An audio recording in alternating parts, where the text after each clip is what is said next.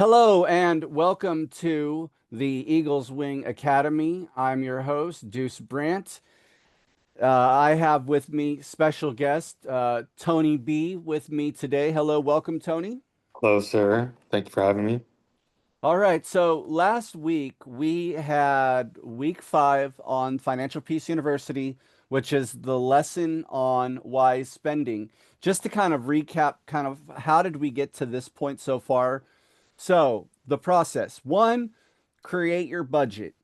Write it out, put it on paper, spend your money on purpose before the month begins. And we're using what's called a zero-based budget, meaning you put a assignment on every dollar in your budget so that you're in control and you're truly deciding what you do with your finances. So that's the first part. Then we get into baby step number 1, which is saving $1,000 in a baby emergency fund. Baby step number 2, paying off all of your consumer debt using the debt snowball. Baby step number 3 is saving 3 to 6 months of your expenses in a fully funded emergency fund. Baby step number 4 is to baby step number 4 is to save 15% of your income for retirement. Baby step number 5 is save for your child's college education. So start saving in a savings plan or an educational savings plan for your child's college education. Baby step number 6 is pay off your home early.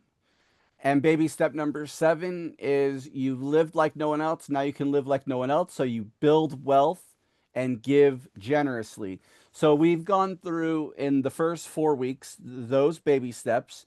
And if any one of those, is currently where you are, go back to the videos, rewatch them, go back to the workbook, restudy, recommit yourself.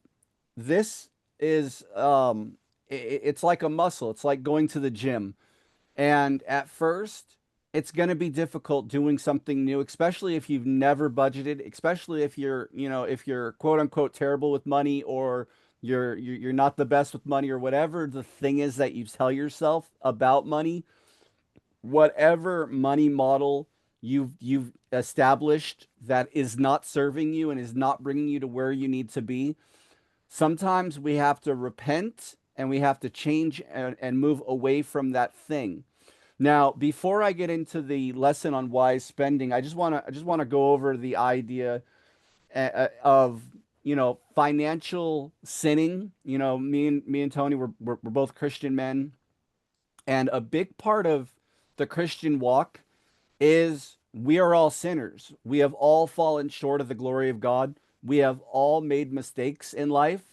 And a sin is basically it's an archery term meaning you take aim, you pull the bow back with the arrow, you let the arrow go, and the arrow goes towards the target, and instead of hitting the target, it falls to the ground before hitting the target. Meaning the to sin is basically we have not done the thing that we are intending or have wanted to do. So, Tony, question. When we find ourselves in sin, what is the remedy or what is the process once you've recognized that you are in sin or that you have sinned? Well, first and foremost is to go to God and just confess your sins to Him. Also, having wise counsel around you, that definitely helps because, you can confess to other elders, other people around you.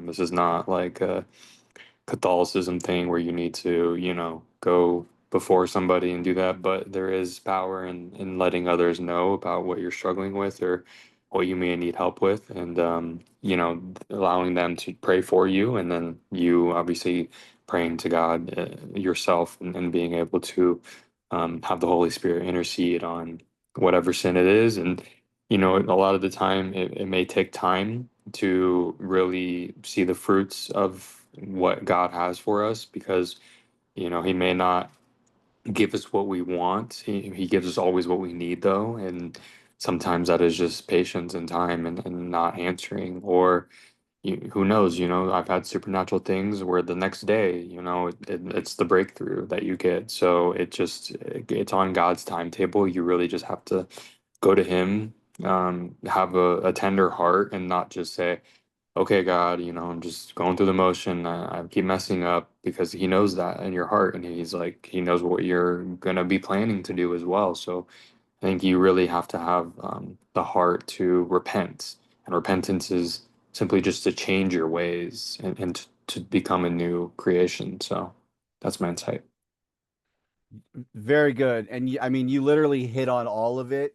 One, in Proverbs, it says there's wisdom in a multitude of counselors, meaning when you find yourself in a situation where you don't have wisdom or you're not getting the result that you want, here's the thing. You find yourself in a hole, like you've dug yourself into a hole, and when you get into debt, it is literally you're digging your financial hole. The key is to first stop digging. First, just stop. Just pause. It's okay to just take a breath, but then going to those that are wise that are around you, be it a parent, be it a pastor, be it a financial coach like myself, be it if you're part of a small group, or even if you have somebody that's like a coach or a mentor that has the thing that you want, and going to them and going, listen, let's say, it's a guy named John. John is a millionaire. His family, look, everything is great. You're like, man, I really admire John. So maybe it's you call up John and you go, hey, listen, John, can I take you to lunch? And, I'd really love to ask you a couple questions, and I need help. And here's the cool thing about people that are doing well. They love to help others. They love to mentor as long as you're willing to actually listen and follow through on what they say. Um, I find that there's a lot of people that will actually spend time and pour into us and give back to us. But if you go into the meeting acting like you know everything and you're Mr. or Mrs. Know It All and you're uncoachable and you're unteachable, they're not going to spend very much time with you. So part of the process is being humble and going, you know what? I have failed. My plan clearly isn't working, so I need a better plan. So that was the first part. Great insight on that, Tony, on going and getting, gaining wisdom through others. The second part, you talked about, go to God, confess your sin, confess it, and go, you know what, God, I failed. I've made a mistake. You know what? I didn't follow the plan that you gave me. Please forgive me. And here's the thing. God is faithful through the blood of his son Jesus Christ to cleanse us of all of our sins and unrighteousness. Meaning, your financial sin is in that just as much as your sexual sin, your any kind of idolatry, or any sin. I mean, there's a whole lot of dimensions as us as humans, but the blood of Jesus covers it all. And so we go and we ask for forgiveness in earnest, and we pray, God, help me. Then at this point, we need to repent, which is literally, it's like a 180-degree turn from that thing. And you're literally, it's like if you're facing it, you completely turn around and walk the other way. If you're digging the hole, one, great, you've stopped digging, but now we've got to find a way to start filling in the hole. The only way to get out of a hole is to start filling it in. And as you fill it in, you're in the hole and you eventually get to the surface, and then you're above. The only way to do that is to fill in the you can't borrow your way out of the hole. You just make the hole bigger, and eventually the hole it kills us financially. So great insights. which leads us into our next challenge. Let's say we're doing the right things in our lives. We've done whatever wherever we are in the baby steps. Let's say we get to we get through baby step number 3. You know, we're right in the middle. We have no consumer debt. We have an emergency fund, but now we've got to figure out how we can take the income that we have and we have to multiply it for our better future. And where this comes in is this area of wise spending. And so there are no limits to the things that we can buy. Literally, I don't care if you are the poorest man on the earth, there are things to buy. If you are the richest man on earth, there is always something else to buy, right? Look at Jeff Bezos, you know, creating the world's largest private yacht. Elon Musk, he wants to build spaceships to go to another planet. The Donald Trump, our president, always bigger, better deal. There's always no matter who or where you are in the financial um range, there's always something more to buy, and there's always something for us to uh what's the word, Tony? Maybe lust for or have a greed for things that are Mhm. beyond our needs. Glutton. Yeah, and let me make it clear. I want you to have nice things. I want you to enjoy life. I want you to experience the fullness of this life 100%. I want that. However, I want you to do it in such a way that it doesn't kill you. I'll give you a great example. Water is a great thing. Water is essential. Our bodies are majority of water. We need water to live. But you know what happens if you and it consume too much water? It can kill you. You know, this is something, the food we eat. Yes, the food, we need food to live. But if you overindulge in the wrong foods or too much of the foods, it can increase your weight. It can give you adverse health effects.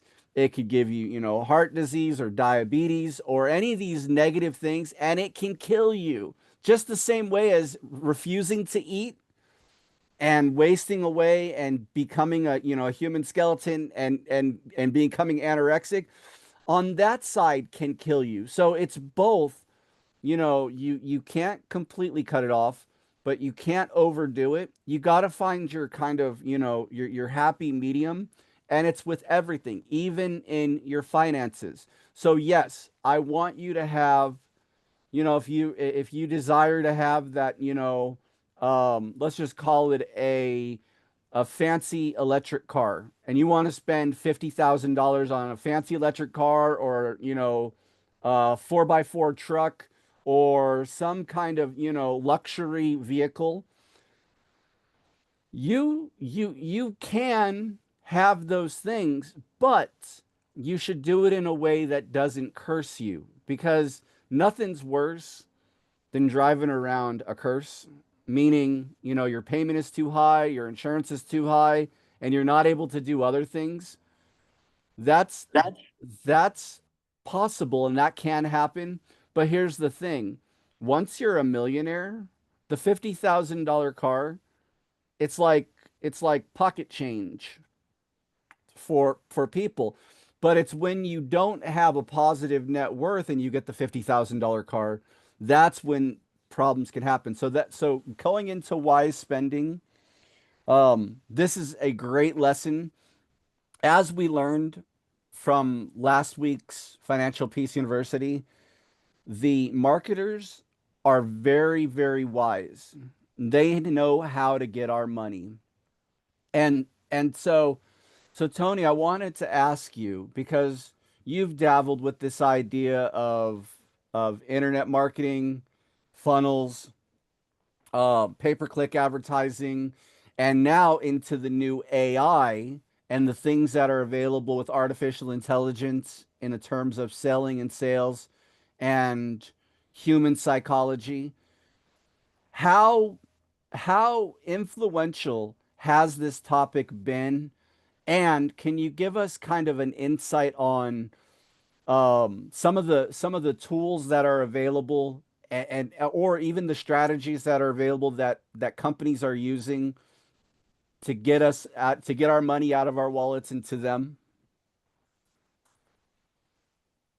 Yeah, so you can hear me? Yes, I can hear you. Perfect.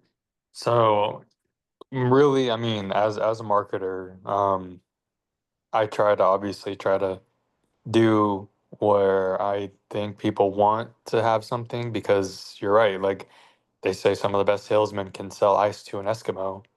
But is there a need for that, right? And so truly I believe in value driven marketing and more so in my career now.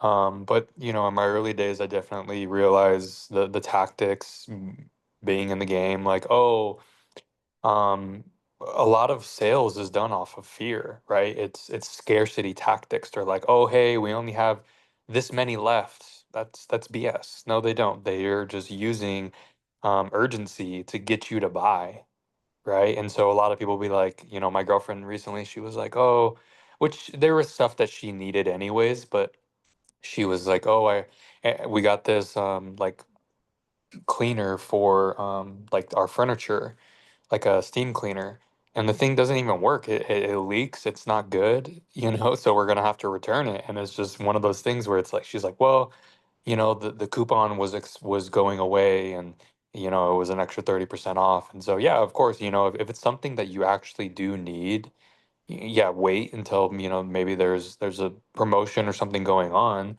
but you know, you end up buying it. I had a teacher teach me this lesson one time too. It was kind of an oxymoron, but I loved it and it always stuck with me. He was an English teacher, and I remember this from middle school, and he would say his mom would always tell him they're too poor to buy the cheap stuff.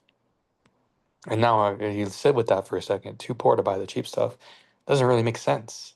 You'd obviously want to buy the cheaper version of it, right? Of these things, but you're also buying quality, right? And so if they realized that they had to buy something and then it would break or it wouldn't last, that's where his mom really taught him a valuable lesson that he could, you know, share on to us. It's always stuck with me to this day that, you know, hey, just because you're getting a deal on something or it may seem good, that doesn't always mean that the quality is ultimately what you want, you know? Now, of course, there's certain stuff that I'm like, hey, Louis Vuitton and certain stuff where they're like, oh, it's extreme quality. Not for the price that you're paying. I'm sure you can find just as quality made stuff for half, you know? It's a name that you're paying for and certain stuff and a status symbol. I mean, we all walk around with iPhones, right? Like that we were in the lesson that I love that. He's like, you know, how they created an ecosystem from a simple color because people don't want to have green messages. They want to have, you know, a blue eye message. Ooh, you know, that's so much, but you know, I digress because obviously I have all Apple products, but I was indoctrinated since a kid. And in middle school, in our computer class, we learned how to use Apple computers, not standard computers. So, you know, there's certain things where marketing will do so much to reach you, right? So Apple obviously knew by going to these schools and donating these computers that these kids were going to grow up on their products and become consumers of it for life because once you're in the ecosystem, it's very hard to want to leave it. And so, you know, you just have to kind of understand some of these tactics that a lot of these companies use. I mean, of course, there's a certain psychology things that, oh, let's use this color, which will represent, you know, certain emotions that we want. And, you know, there's so much deep analysis that, you know, companies will tap into our primitive brains to be able to get us to buy. And, you know, as somebody that has used those tactics, uses those tactics, you know, I try to make sure again that is it, and the same as the lesson talked about, is this something that I truly need or that the person needs, right? Adding value is always of the utmost importance to whatever I'm marketing or selling nowadays and presenting. So that's my 2 cents. Yeah, and I agree. I agree with you on that. And, you know, I remember in the past, you know, seeing videos of, you know, even like the Barbie doll. Barbie goes to the mall shopping, and of course, in her little plastic hand is a MasterCard. And MasterCard was wise because they go, well, not wise, they were like snakes, putting their products in the children's toy, going, hey, you know, this little credit card, this, you know, and on the little shopping machine makes a little, you know, a happy ching sound when you use the MasterCard credit card, indoctrinating our children to thinking, oh, when I become an adult, I need MasterCard. I need this credit card, and that'll make me happy. And so, yeah, I completely agree with you and on that. And so, so let's get into the lesson five, wise spending. This is the FPU digital workbook. You can always log in to your Financial Peace University or financialpeace.com account, go on the left hand side and find the resources tab, and then get the workbook, the digital workbook. There is also a printed workbook that you can purchase as well, but you have both. So let's go into the key points of this. There are a million marketing tactics trying to go after your money and bust your budget. When you spend wisely, you can have power over purchases. More stuff won't make you more complete, and you must be in control of this. So let's talk about these first the first lesson. And Tony, you nailed it. When we are afraid, we respond. It's just human nature. But let's look at this. When faced with a threat, our brain generally responds in one of three ways: fight, flight, or freeze. Right? And so this is really, if we go back in time and we look at our, you know, the first humans, they had a very environment induced reality. Meaning, if you lived out in the wilderness, you had to be on guard all the time because everything is trying to kill you. Wild animals are trying to kill you. You know, if you cut yourself and it gets infected, it'll kill you. If there's a snake and it bites you, it'll kill you. And so what we are programmed from just a biological standpoint, when we are presented with a threat, there's really only these three things that come instinctively. None of these are in our brain. We're not thinking, "Oh, brain, what should I do? Should there's a challenge in front of me. There's a bear. Should I fight the bear? Let me think about it. Should I run away from the bear or should I freeze and do nothing?" No, no. Our body will naturally go into motion in one of these three ways when presented with an emergency. Now, here's the thing: emergencies can be induced in us, right? The news could have this terrible thing. Tony, I don't know if you remember at the start of COVID, the news started to say something to the effect of, there's not going to be enough toilet paper. There's no toilet paper. It's go to the store and buy toilet Mhm. paper. And you remember how insane it was trying to just simply buy something that, if you go to any store right now today, you're going to see 1,000 varieties of toilet paper and so much toilet paper everywhere. But during this time of COVID, we were so scared we had to get 100 years worth of toilet paper right now, or we're never going to have toilet paper again. And that's just an example of, we can be induced into fear. So next, our brains are consistently asking three questions, right? Am I safe? Do I belong? And does it feel good? This is the human condition.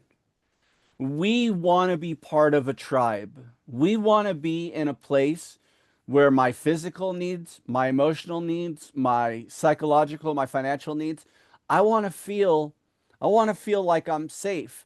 Have you ever been in an environment, Tony, where you don't feel safe? Can you truly be comfortable if you're either in a, you're in a neighborhood or you're somewhere where you've never been and it's just a little sketchy? Do you, No. yeah. So if you're in that position, you're not going to be making rational decisions. At least most people aren't. The second part, do I belong? Second question, Tony. Have you ever been in either like a church, networking event, social gathering, a party, some type of place where there's other people and you feel like you don't belong. You feel like, you know what? I'm not one of these people. Like I'm not like them. How hard is it if you have that feeling of I'm not this or I'm not part of this? Has that ever happened? Yeah, sorry, I was on mute. Yeah, it happens quite often. Right. And so we are tribal. So just a quick plug. Go to your local church. Find yourself a group, find yourself 3 to 5 people that love you, that care about you, that respect and honor you, and that will tell you the truth. Here's the thing. This is the thing that, me and Tony have. We have this friendship to where we are okay to tell the other if something is wrong. We don't have to be all positive and fun and encouraging. If I see my brother going down the path that I think leads to destruction, we have a relationship where we're able to tell that, where we're able to say that to the other, as well as encouraging and to, bounce ideas off of each other and to plan and to work together for both of our common good. That's what love is. Love, if I love somebody, I'm going to do what's best for them, not what's best for me. So that's the do I belong? The second part, does it feel good? Now this is where we kind of get into trouble because does it feel good? This oftentimes leads us in a negative, either to sin, to doing something out of impulse, out of, I want to avoid pain, I want to move towards pleasure. Um, but that we ask that question, does it feel good? And Tony, can you give just an example or any kind of thoughts on the positive of I did something because it made me feel good, or the negative of, you know what, I did this thing in the motion because or the moment because I thought it would give me pleasure or avoid pain and it turned out to be a negative? Yeah. So I'm trying to think quickly off the feet on my feet to be a specific thing, but I know for sure that there's been plenty of times where I've done something and regretted it after, in my life. Whether it be, getting into a small dispute or something. I know for sure, like in my career, um, it all was almost detrimental. I mean, in my early 20s, I was very aggressive in how my approach was, and it was like, okay, well, you know, you, which I was in the right technically, but I've learned over time where it's not so much about being right, it's about what is right. And so, though I was right, my approach was not. And so, I was very aggressive towards the client and, disrespectful really. Um, and it cost me, it literally cost me a contract. It almost cost me a lawsuit, and so I definitely, fixed my approach and understood. But I was in a state where it was like, okay, well, I'm doing everything I need to be doing, and it is the client's fault, and there's certain things, but it's a lot of it is your approach and how you go about it. And of course, I've done many things where I've done it to make me feel good, doing missionary work, or donating to causes or individuals that needed it. I mean, today I went and helped my dad, who is a lady from his church, move because she has nobody to help her, right? And so this is my first time meeting this lady, but it doesn't matter. Like, we go and we tend to those people that are in need because similar to Deuce, that's how we first really hit our friendship off. He needed help moving a dress or dryer or a washer, and it's just how you can do something that feels good to help somebody else and turn into a lifelong friendship from that. So Yeah, and I'm glad that you gave an example of both because you can do good and it be, here's the thing. As humans, everything we do in a lot of ways is selfish.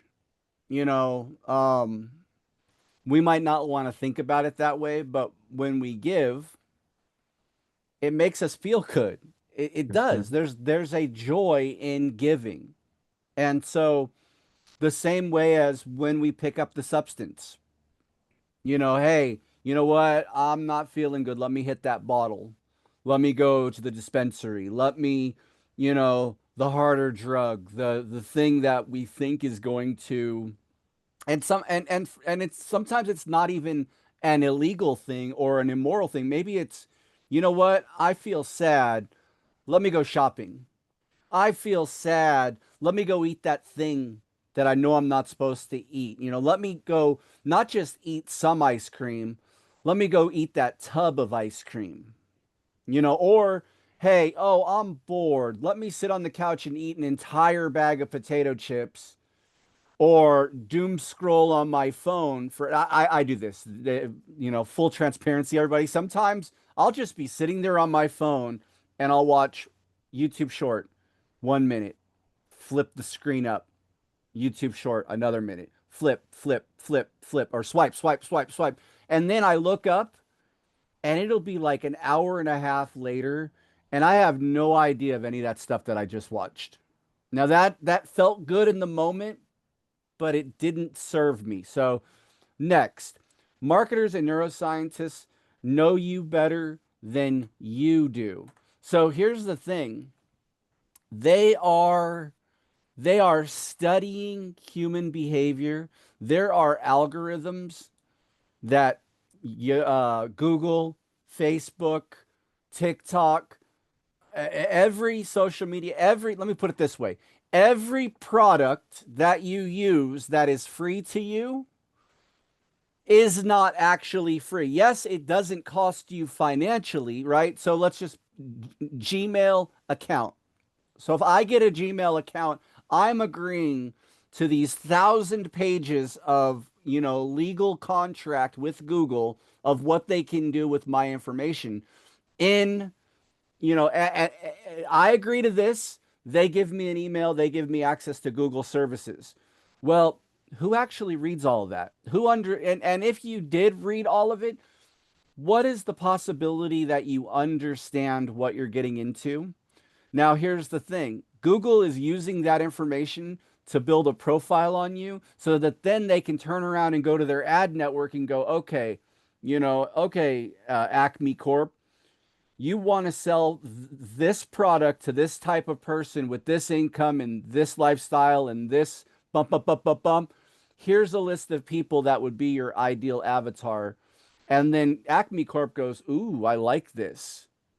Yes, here's my money, Google. Here, send my ads to those people. Facebook, um, X, all these different companies. Even with the AIs, they're collecting all of our data. I recently saw this thing on it was the California wildfires that had just happened.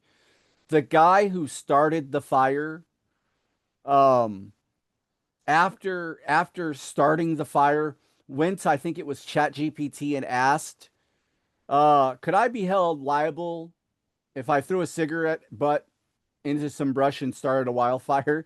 And basically they recorded that conversation and they used it as evidence against this young man.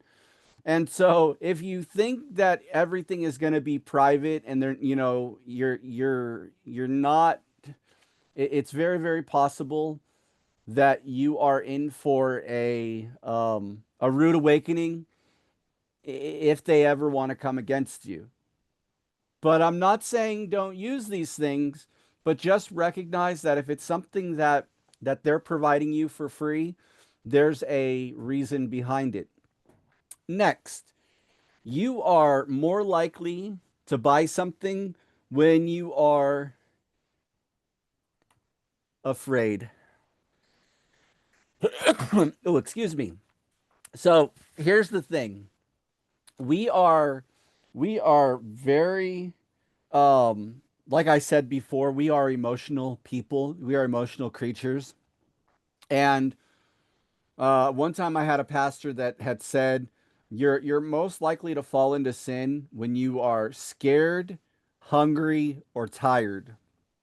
And it's true because in those times, we are less likely to have our defenses up and we're less likely um, to be prepared for the thing. So when you're afraid, sometimes it's good not to go into action in the means of purchasing the thing. All right, next. You can take back your power. You can take your power back. Here's the thing. This is what having a budget does for you is it allows you to make choices that can affect and help you in the long term and literally give you back the power. Now, just so everyone can see, the answer key is on every page. So if you didn't write these down and you need the answers later, they're always available. And then also, there's always this section for notes that you can take notes as you're going through these videos. Remind yourself of the thing while you're thinking about it because what's going to happen is you're going to turn, away and go in back into life and back into your routine. And I promise you that thing that was so apparent and on your mind will evaporate almost immediately. So write it down, take the notes. I highly recommend that. Next, there was a video by George Camel, and he was talking about the 6 ways companies go after our money. So, first, personal selling. Salespeople are trained to convince you to buy. Here's the thing. If I go to somebody who sells a thing, whatever my problem is, I'll give you a great example. If I have a legal problem and I find an attorney, but that attorney is a bankruptcy attorney, what do you think the answer is, Tony, to my problem if I go to the bankruptcy attorney? What do you think that attorney is going to tell me that I need to do, regardless of the problem? Any problem. Let's just say it's any problem. I go to this bankruptcy attorney and I say, "Hey, I have X problem." What do you think they're going to say? Well, they would say the same as a divorce attorney would give you. They're going to try to make money and say you should get a divorce or you should file for bankruptcy. So they're going to obviously give you some weighted advice. I yes, and that's exactly my point. Is yes, sales is a noble profession and it is hard. I'm gonna tell you, a lot of respect for people that are salespeople, but they make their living by selling the thing that they have. And it's not all bad. Like Tony said earlier, there's this idea of value marketing, value sales. If I have something that is valuable to you, and I bring it to you and I help you in a way that you get more value out of the thing than out of your money, it is a win-win for everybody. However, if I'm the bankruptcy attorney and you come to me and say, "Hey, I've got a sick cat and I'm, I don't know what to do about my sick cat. I love my cat dearly." And he goes, bankruptcy. So just be careful of where you're getting your advice from and and wherever possible, find people that will give you honest advice. And sometimes the honest advice is, you know what? I did this when I was in website development as, you know, as a business in the early 2000s. There were a couple customers that I would do the initial consultation to, and they just weren't ready. And it would have been it would have been a mark on my character to sell them the thing, but instead I said, "Hey, look, your idea is not really at the point where we need to be at. I'm happy to do this work for you. However, I suggest you do X, Y, and Z first." And so the normal salesperson, they're not going to tell you not to do business with them. But if you can find someone who's trustworthy, who will give you honest, objective advice, even if it means they don't make the sale, that is incredibly valuable. That is a resource to have. So, next, the product placement. Companies pay to have their products placed strategically. You can easily test this out by going to your local Walmart, Smith's, Albertsons, La Bonita, El Super, whatever grocery store, CVS, Walgreens, and just look at what products are at eye level as you're shopping. Those eye level products, these companies will pay more to be at eye level or on the end cap. They'll pay because here's the thing is if my product's on the end cap, more people are going to see it, more it's more likely that people buy it. Or even like that stuff near the cash register, you know, the magazines and the chocolate bars and all of the junk food, the junk stuff. It's all impulse. But companies, they want to be right there, right? Snickers wants to be right next to the register. So people go, "Ooh, a Snickers. Let me grab that real quick." So remember, sometimes you have to have a plan and a strategy, and it's okay to look down, to look up, to shop around, to go to different stores, create a plan, especially when it comes to something like your food budget, your subscriptions, your um the things that you spend money on. It doesn't just have to be in physical shopping, online shopping as well. Because here's the thing, you know that a company, and Tony, I want us to just talk about this real quick. If I'm a company and I have a product, I can partner with, say you have an audience and I have a product. I want to bring my product to your audience. So I go to you and I go, "Tony, I sell widget. I would like to sell widget to your audience. I want to pay you to sponsor or to say nice things about my widget." What is that called? What is that process? What would you say? To sponsor, I'm not sure what specific word like advertising. I don't But it's know. paying, it's paying to have the product placed strategically. Yes, product placement. Yep. Yeah, and it might not even be a good, it might have you ever gone to like an event and they go, "Hey, we got this great product, buy it," and then you buy it, it turns out it's garbage. Yep. But because of whoever was speaking at that event saying it was a great product, we bought it, but then it turned out, this is what I'm saying, is sometimes you have to be wise on this idea of the product and where it's placed. And sometimes, and this is a network marketing thing, when your friend calls you and says, "Hey, I got this incredible thing I want to show you," the lore of that industry is people buying from their friends. It's okay to buy from somebody that's your friend, but just make sure you need the product, that it actually will serve you, and that it is something that you need versus, "Oh, I just want to help out my buddy." Um, all right, brand association. The the products you buy tell a story about you. And Tony talked about this earlier, the Apple ecosystem, right? I'm an Apple guy. I have an Apple Watch, an Apple iPhone. I have an iMac computer, or I have a MacBook Pro. I use the mail. I have the text or the the text color is blue and it's not green. All these different things, we are telling a story about who we are through the things that we buy. And you also talked about like the luxury bag. I once saw a guy from China talking about, hey, we make all of these luxury bags in China. We ship them to Italy, and Italy puts a little tag on it that says "Made in Italy," and then they'll take their little Louis Vuitton um, leather tag and sew it into the bag. And it went from a bag that was $20 to $5,000 bag.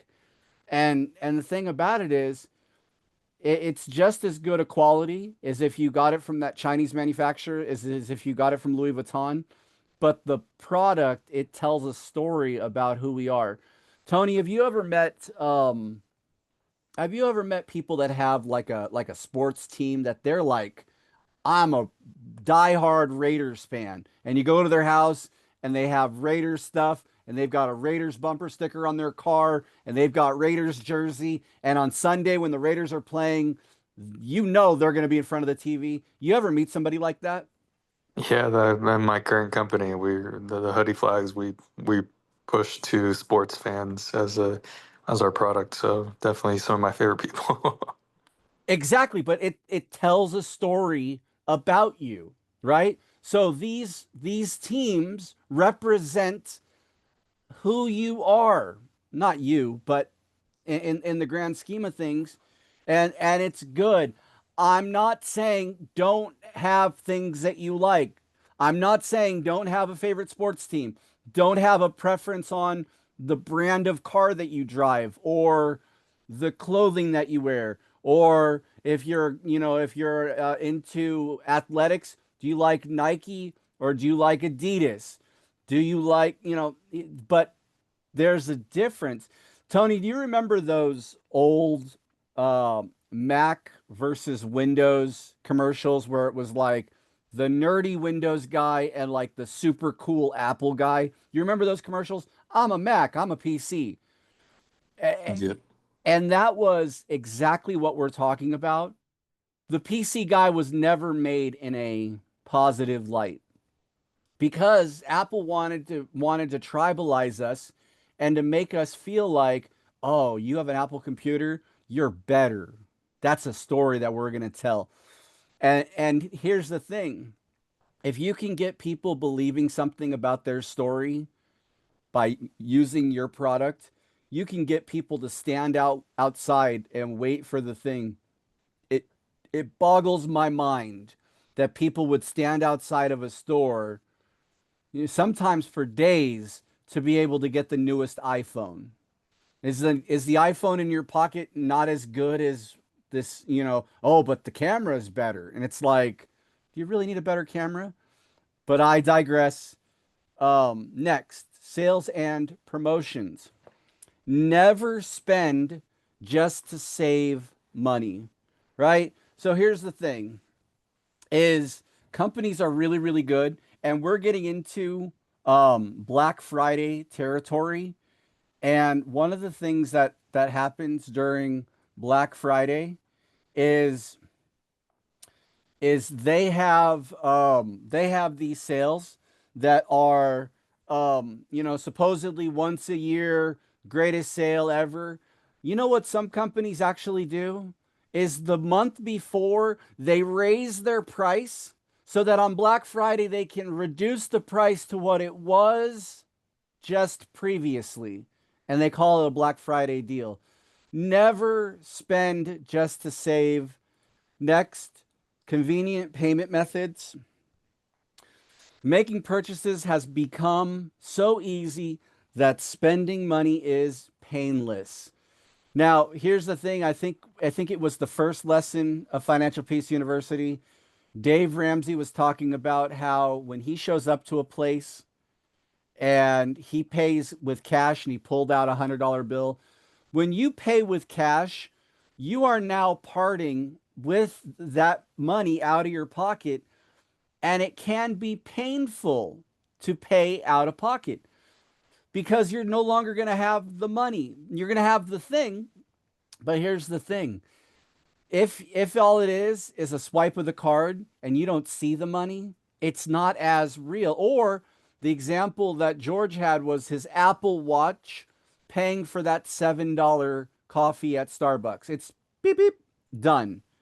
If it's as simple as that, think about the Amazon, the Amazon shopping cart, one click shipping, where it's literally you want something, you click it with you click one button and it automatically gets added to cart, it automatically gets charged, and it automatically gets shipped. It is painless. They have knocked all the steps out. Next, financing. When you finance, you're asking how much down, how much a month. Wise spender asks how much. Here's the thing. Financing, it is designed to take your money. And this is why spending, if you're able to pay for the full thing, don't put it on payments. Don't do I was recently at an event that was talking about AI, and they had a product that they were selling at the event because there's always a product, and they were like, we got this 30-day boot camp and it's just $1,000, like $1,000, but you can do the three payments of, was like 380 per payment. The thing about it is, when you finance, you're paying extra just for the ability to get that thing. Here's my opinion on that. If it's something worth buying, pay in full. And unless it's something that is massive, like your mortgage, save up. If you want the new iPhone and that's something that you absolutely want to get at the beginning of the year, knowing that it's coming and it's $1,500, well, for the next 10 months, put $150 into an account and start saving. And then when that new iPhone comes out, go put the 150 because you're going to have some in tax, but have the foresight when things are necessary. So he also said, don't let discounts drive your decisions. I got a couple more and then we're going to be ending. So, uh, George's smart spender guide. So he had what, when you're purchasing things, utilize the smart spender guide. And just like we have smart goals, like SMART, this is the smart spenders guide. So we have S, self-awareness, M, motive, A, affordability, R, research, T, timing. So first, for self-awareness, will this add value to my life? Right? Tony, he nailed he hit the nail right on the head. Value marketing. If it provides value, the first question. Then motive. Am I buying this for the right reason? Right? Do I really need this thing, or am I simply consuming? Next, affordability. Is this within my budget? There's that budget word again. Have I planned for this thing? Is it in my budget? Next, research. Is this the best option? Retailer and price. Oftentimes, we can find a better price somewhere else. Do research, use AI, and find another option. So, is it the best option? Timing. Is now the time to buy it? I'll tell you, right now, it is getting close to Black Friday. And sometimes if you wait until this time, or President's Day or 4th of July, sometimes when we have these annual sales, you can get things for a bargain. You've done the research. You know that you need the thing, that you want to buy the thing. It's going to bring you value. But then wait until the opportune time to buy it next. You can't spend your way into a meaningful life. Now, the reality is, money is not the answer to all of our problems, and shopping is not going to fill the hole in your life. You need to find other ways. Now, I'm not saying that it doesn't improve your life or it can't make your life better, but money in itself, spending and shopping in itself is not going to provide your solution. So with that, I know we've went a little bit longer than we anticipated. I know Tony, you've got to hop off in just a minute, but I want to give you the 30 seconds to a minute. Is there any comments? And I want uh, people to know how they can get a hold of you for either marketing, AI help, automation. There's a ton of stuff that you can do to help. How can people get in contact with you, sir? Thank you. Yes, sir. My website is tonyb.com. Or, I'm on Instagram pretty active at I am the Tony B. And, my email is I am at thetonyb.com. So any one of those ways, you can, or reach out to Deuce, and, we work together on quite a few stuff. And so, yeah, I appreciate you having me on here and allowing me to share insight because, again, marketing is not going anywhere. So at least allow it to add value to your life and to those around you. So thank you. And thank you very much, Tony. I really appreciate you. And, we're going to be doing workshops later in the future. And if you've got to drop off, just go ahead. I appreciate you. Thank you, sir. We're going to be doing AI automation and ways to utilize these tools to help benefit ourselves. One of the things that was very helpful for me was I'm currently using AI to create a grocery list and meal planning for a month ahead. And what I was able to do was I was able to take this prompt that was quite a large prompt.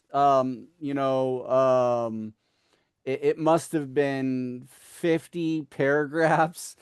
It just this incredibly long prompt that I plugged into AI, and basically it said things like, hey, you're a meal planning expert. You're gonna ask me questions about my budget, about my, nutritional needs, my goals, how many members of my family, how many meals, any allergies, budget, what stores I like to shop at, all while being fun and friendly and kind of in a lightheartedly joking manner. And I'm going to be doing a workshop for the Eagles Wing Academy on how to plug this exact prompt into ChatGPT or Grok or Gemini or any of the other AI tools, and for you to create your own grocery, meal planning list with ingredients, where the best prices are. Because here's the thing, and you can tell it what your budget is. You can say, you know what, I'm a single person, I have $100 a week, and it can produce you meals according to your tastes, according to your diet. Hey, I'm a gluten-free vegan. I have $100 budget. I like Mexican food. I like Indian food. And you basically, by giving the AI all this data on yourself, it can then spit out a full meal plan for you. It can give you recipes. It can give you grocery lists. It is incredible. So I just want to plug that and kind of wet your whistle a little bit for things in the future, because here's the thing. Once you get in control of your finances and of your budget, there's no telling what you can do. So that is lesson 5, week 5, Financial Peace University. There is a section here for the 1 minute takeaway. What is one thing that you're going to do based on this information? And it might be, you know what? I'm going to make it a little bit more difficult for me to shop online. Meaning, if you've got your credit card automatically saved into Amazon, one thing that you can do is you can remove that automatic payment, meaning I have to go to my wallet, I have to pull out the card, I have to type in the credit card number every time I want to make a purchase. Oh, but Deuce, that's so old fashioned. That's so extra steps. Oh, I don't want to do it. But here's what's going to happen. If every time you have to plug in your credit card before making a payment, maybe that little bit of extra time, that little extra friction, you might say to yourself, do I really need that thing? Do I really need, 10 books on how to groom the dog? Or do I really need to buy X, Y, and Z? And you might say, you know what? I would much rather take that money and put it towards my goal. You know what? I want to go on vacation. I want to go to Italy for a couple days.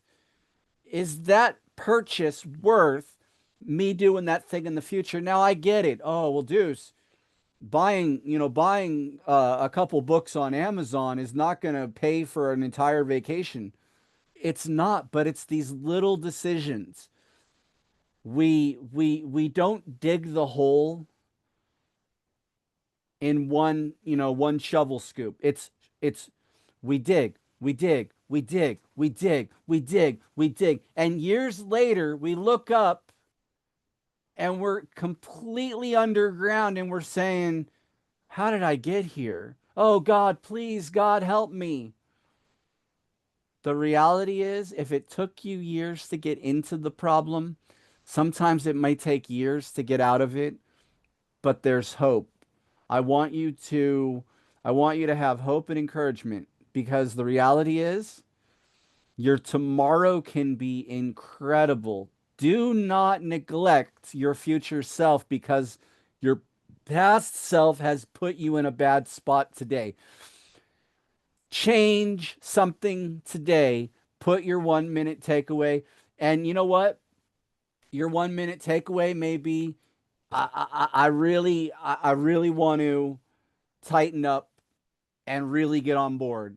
Budget, emergency fund, pay off debt. Wherever you are, I'm going to do that thing, even if it doesn't relate to wise spending. That's my 1 minute takeaway. So definitely do that. Now, there's another section. I just want to go over this last part, which is, time to get honest with yourself. Hey, we've all bought something we didn't need with money we didn't plan to spend, or worse, with money we didn't have. In this activity, we've listed the 6 common ways companies go after our money. It's time to get honest with yourself.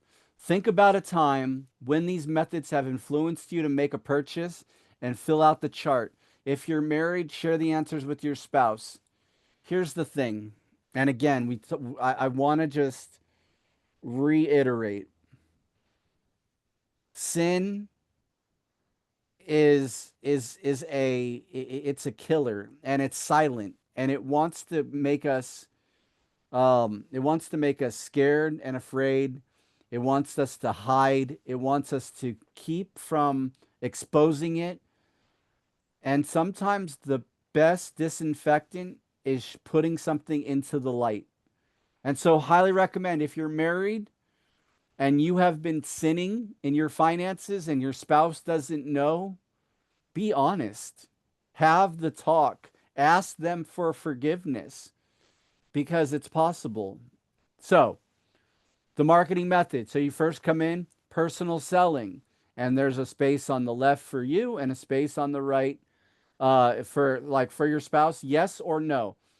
Um, have these methods influenced you to make a purchase? Yes or no? Explain your answer. So, personal selling. Yes, I have bought essential oils from a friend.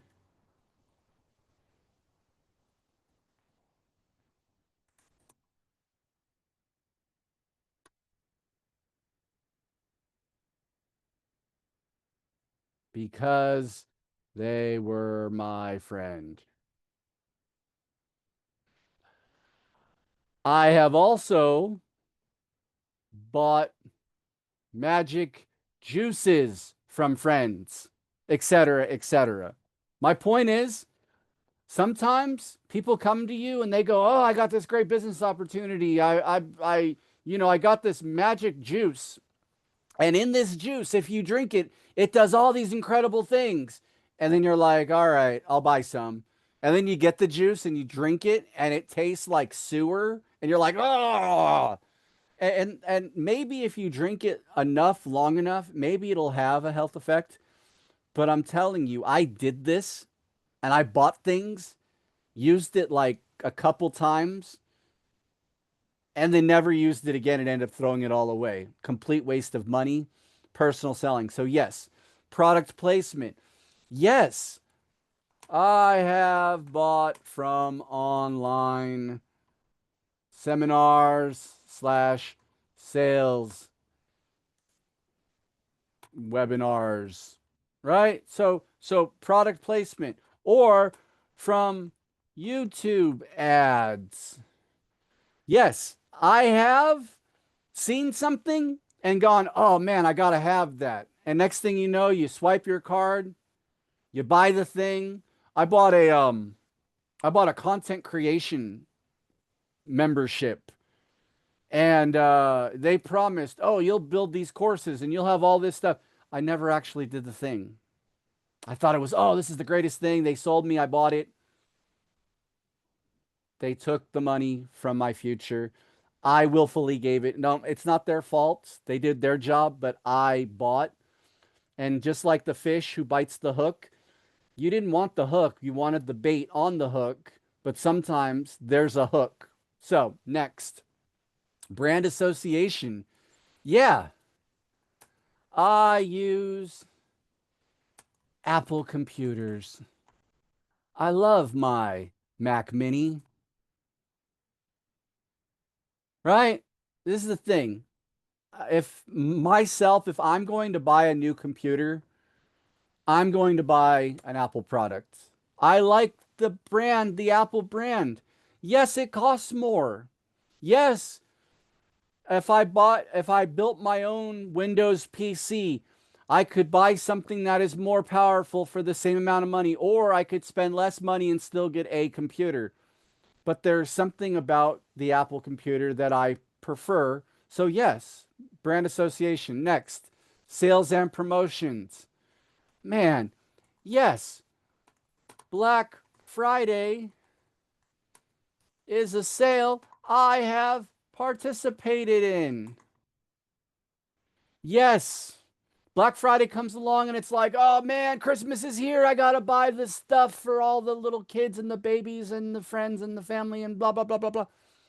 Here's the thing. Or you get an email and it's from, "Hey, the Ramsey people are having a sale," or "There's a new book and here's a promotion. Buy my book and get the audio and get all of these other bonuses if you buy right now." And there's a little timer and it's counting down. And you're like, "Oh, I got to buy it." Yes, I have bought from sales and promotions. Next, convenient payment methods. Oh, yes. Yes, it is easy to buy on Amazon or at Taco Bell or at McDonald's or even at Sam's because my credit card information is saved in the app. It is, one click buying from Amazon. I don't know how many times I've bought in things. And my big thing is I buy a lot of books and I end up not reading them and they end up in a box or on a bookshelf somewhere, still on my list of things that I have to do. So, yes, convenient. If I had to pull out my credit card and go find my wallet and plug everything in, maybe I would have decided, "Hey, I really don't need that thing." Next, financing. Yes, I financed my car, my Kia Soul. Um, I didn't have the money to pay for it outright. I did buy a used car. Um, I financed it. And, in 2025, I paid off all of my personal debt, paid off the car, but I ended up paying a whole bunch of extra on the car. I financed it. Yes, I have financed the car. Yes, I have had credit cards in the past. Yes, I had student loans. Yes, we currently have a mortgage on our home.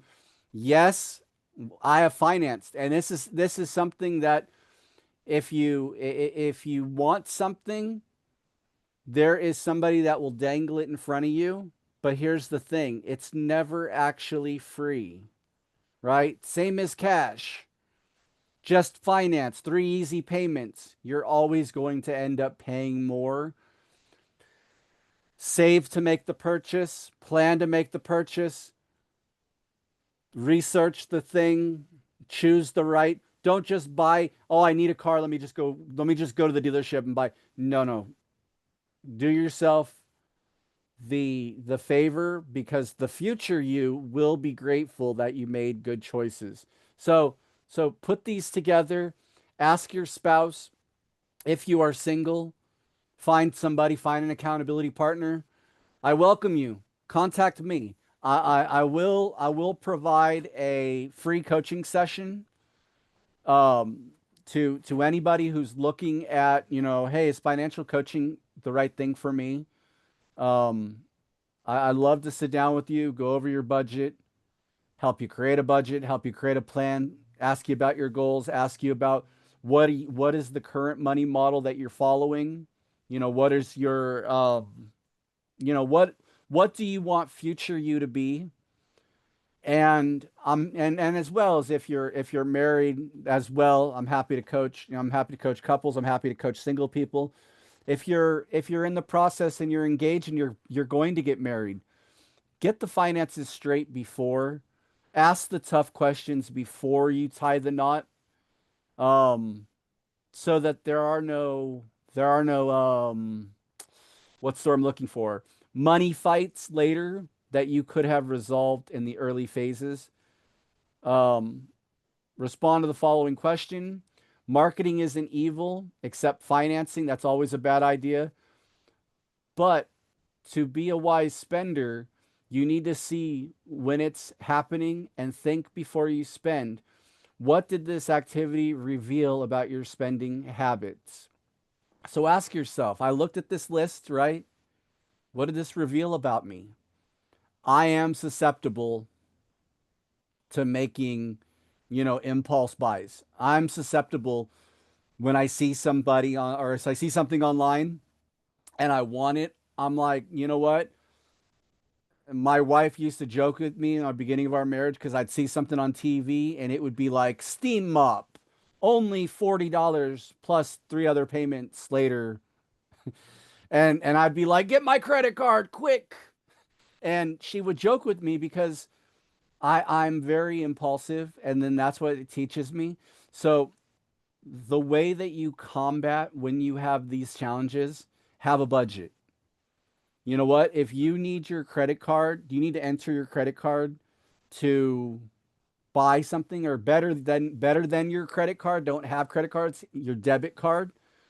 What if you took that debit card and you froze it in a block of ice in your freezer, and you had to wait for that thing to thaw out before you could make a purchase? Or what if you simply made yourself a rule?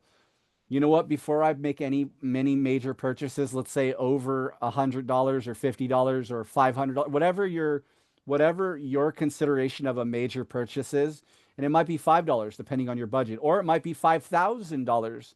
Again, depending on where you are in the scale, money is a range. Before you make that purchase, give yourself a cooling off process. Give yourself 24 hours. Sleep on it. Really talk with your spouse. Um, you know, hey, honey, I'm looking at buying this, and it costs this, and here's why I think I want it. And let them ask you questions and let them challenge you, because you might realize, hey, you know what? I really don't want that or need that. And or it's not in the budget. That's another thing. So then there's some, discussion questions, in the comments. Let me know. When's the last time you made an emotional purchase from stress, fear, sadness, distraction? Was it tacos, shoes, concert tickets, matching sweaters for you and your dog, etc.? What's going on? When did they get you? You don't have to be specific and you don't have to put yourself down. But hey, let's talk in the comments, or email me again, jasondeucebrant@gmail.com. I love to know your responses. What's a moment when comparison crept in and affected your spending? You ever have your neighbor buy something and you see it and you just shake your fist and go, "Oh, that John next door, he just bought a 70-inch TV." And you went, "Oh man, I want a 70." And then you go and buy a 75-inch TV. Now, your 60-inch TV was fine, but now I got to get bigger. I got to get better. Oh, Mary across the street just bought a new car. I need a new car. This is something that, you know what? Don't compete with people in your social media. Don't compete with your neighbors. Make a plan and really acknowledge if you've done these things. We've all sinned and fallen short of the glory of God. I'm telling you, I'm in the same boat, but it's okay. You can repent, you can recover. What is the worst impulse purchase you've ever made? Why was it so bad? And how would you do things differently next time? I'll tell you, I bought a steam mop for my wife for her birthday in our early marriage. I mean, we were married probably a year or two, and I saw this infomercial for this steam mop, and I was like, "Ooh, our household is all tile. We had carpet in a couple rooms, but majority of the house was tile." And I was thinking like, this would be the best gift ever. She hated that mop. And she still tells me to this day about the steam mop. If I even bring up the steam mop, it leaves a bad taste in her mouth. That was an impulse buy, and that was the worst. Sometimes don't buy something for somebody, one, that you want for yourself. Don't do that. And second, don't buy your wife cleaning supplies as a gift. Buy her something that she actually wants, and then just buy the cleaning thing just for the house in general. Unless maybe it's that robot vacuum. Hey, I bought my wife a Roomba one time and she absolutely loved it because she didn't have to do any of the work. But that's a whole different subject. Next, can you think of the last targeted ad you got? What was it for, and did it influence you to make a decision, make a purchase? These happen all the time. You're scrolling through Facebook and you see a targeted ad, and you go, "Oh man, uh, pillows with my name on them. Oh, I gotta buy that pillow." And then you buy it. I've bought a lot of stuff from targeted ads. Anytime you search for something on Google, just know that Google's going to send your search and what you're looking for, um, and you're going to start seeing ads for it. You can test this out. You can literally put in a Google search of, um, what's that canned water that everyone is talking about? Oh, what's death water or whatever? Thirst killing water. And then you type that into Google and you do a search and you look and you go to their webpage. Your next 24 hours, you go to Facebook, you're gonna have either that brand's water show up in your feed or some other brand of the same thing. It is going to, because that's the way that they make their money. How can you get into the habit of walking through Georgia's smart spending method rather than making an emotional or impulsive purchase? It's having a plan and having a strategy, and really being in control of yourself for your time and your money. And if you do that, future you will be benefited. Next, here's the action steps for this week. Create your second budget with every dollar. So at this point, you should have already created at least the starter budget. Now review your budget, check and see where you've made any mistakes, any things that you under budgeted, you over budgeted, kind of things that didn't work. Create your second budget with every dollar. Don't stop. It takes about 90 days to really lock it in. And then you may need to continuously tweak it, but definitely do that. And then track your transactions in every dollar. Connect your every dollar to your bank account and put in categories for everything that you spend on so that you can track where your money is going. Next, commit to cash. Use the smart spender guide. And here's the thing. Um, the Ramsey company, they used to, and they probably still do this, but they have an envelope spending system, like a physical envelopes that when you get paid, you put money in for the specific things that you have to pay for, but then you take money out and you physically put money. You have a food envelope, you have a gas envelope, you have a clothing envelope, you have a miscellaneous envelope.